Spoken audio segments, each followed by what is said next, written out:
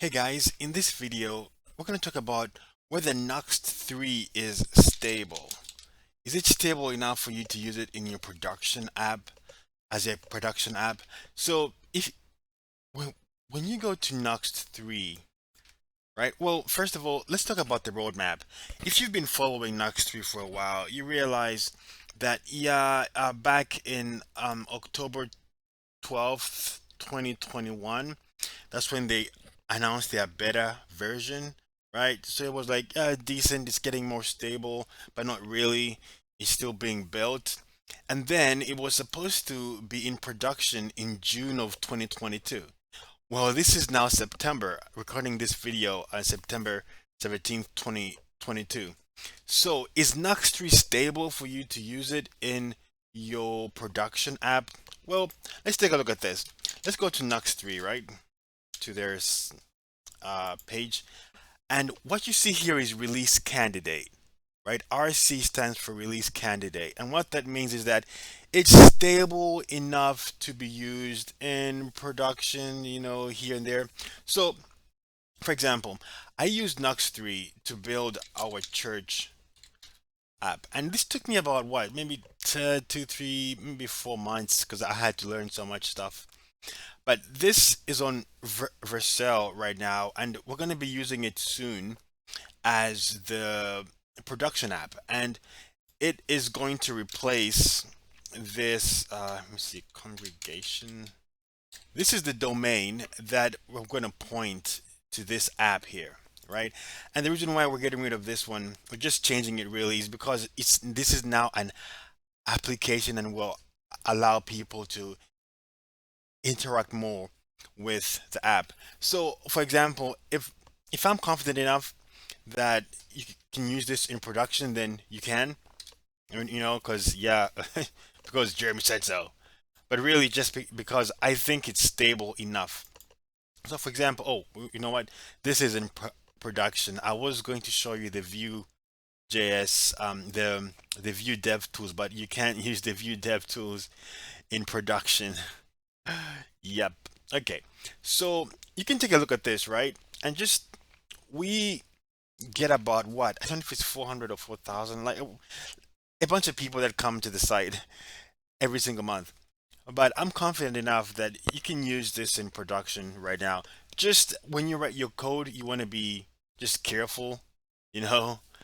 Don't be sloppy with your code, but I think it's pretty good. For example, say we have sermons here, right? We have over 600 sermons, and we have a pagination here. We just added this when this was a week ago. This sermon here, right? And it's linked to um, YouTube. So this is an active site, and we're keeping it updated because we are going to be releasing it very soon. We have Bible studies too, and so it's good to go. It's stable enough for us, and we're gonna be these pictures are all the same. So as far as Nuxt 3, is it stable enough? I think it is stable enough to be used in production. They may not have some modules that you like the auth module. They don't have that yet, but you could maybe find that somewhere else. If you need it, maybe you might want to wait until that comes out. I don't know when it will come out. As far as the modules that are already available, you can go to modules.nuxtjs.org version 3.x, right? And here's some modules that are stable. If you click here for Nuxt 3 release candidate, they tell you like Tailwind is it's good enough for Nuxt 3.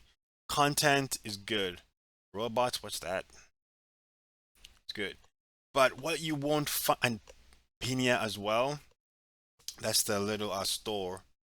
I haven't used this yet, but I want to learn. So you find the modules that you can use. What you won't find here though is auth. You won't find an auth. Ooh, GraphQL. Okay, yeah, I might be using that soon. You won't find an auth module. Like if you go to Nuxt 2, I think they have that auth module here. There's so many modules that are available for Nuxt 2. Can I just search like that here? No. I think these are like third party modules, and I think Nuxt has their own module. So it's up to you. I think it's stable enough. It's a release candidate, meaning it's close to production, and whatever changes they make, I don't think is gonna like be really big. But just write your code safely. No, don't when you're grabbing data from the API, make sure you check that the data is there before you render your app. You know, before you render stuff. So just write code safely, and that has nothing to do with Nuxt. It just has everything to do with being a good developer. You have to write your code safely so things don't just break when one thing fails. We're not perfect, but we got to learn to do better. All right. So if you want to learn to write apps like this, there's a way that I structured this app, which I absolutely love because it makes debugging so much easier. It is a pain to debug an app that's not well written. So if you want to learn how to write apps that you love to work on, if you come back 6 months later and you're like, wait, what was I doing here? And you can find you can know exactly what you were doing. Look, click the link below.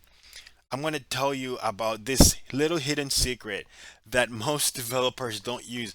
I mean, most companies don't use this, and you can be a great developer, right? Being paid all this kind of money. There's a lot of money in software development, especially in the United States. But still, companies, developers don't use this little hidden secret. It will save you time. It will save you heartache.